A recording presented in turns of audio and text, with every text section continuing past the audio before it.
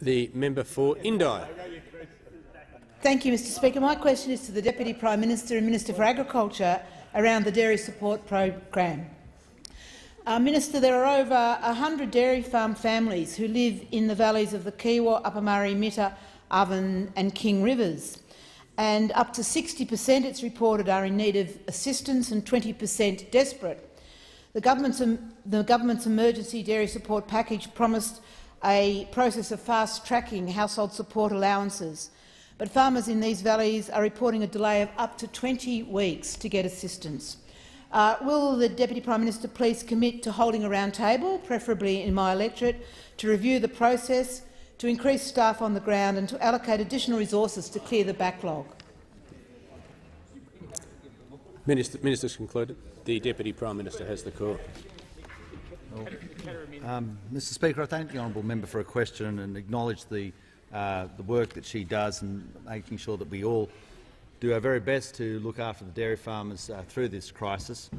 The Coalition strongly supports Australia's 6,100 dairy farmers, and in so doing has made it our goal to make sure we get a better return through the farm gate.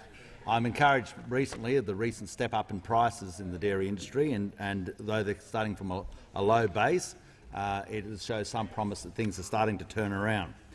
The government developed a $579 million dairy support package to assist farmers affected by the decisions of Murray Goulburn and Fonterra to retrospectively reduce farmgate prices.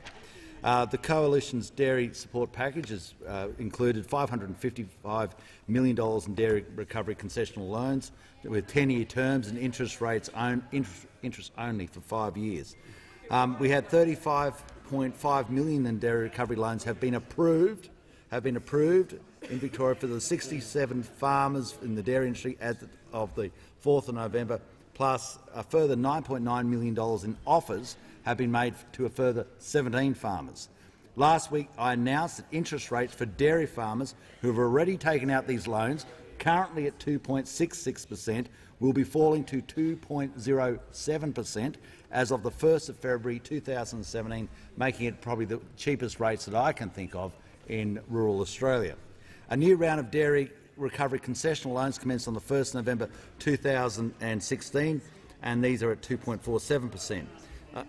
Furthermore, that we note that the Minister will just resume his seat for a second. The member for Indi on a point of order. I was just getting to relevance, really. We're asking about round table and more resources to fast-track it. The member for Indi will resume her seat. The question had a no. Members will not interject while I'm addressing the House. The member for Bendigo will leave under 94A.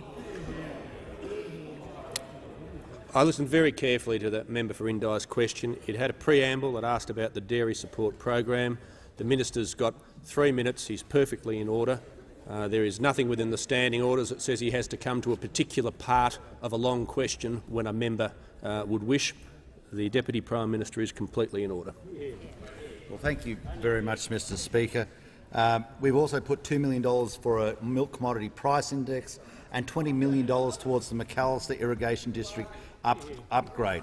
There's also $900,000 for Dairy Australia Tactics for Tight Times.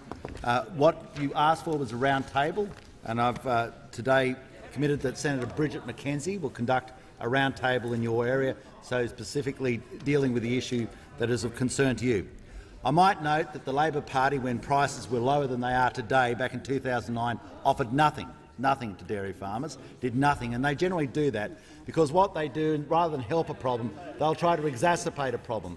And probably the classic area of exacerbating a problem currently is what they're doing in the backpacker tax area, where they can't help it. They can't help it.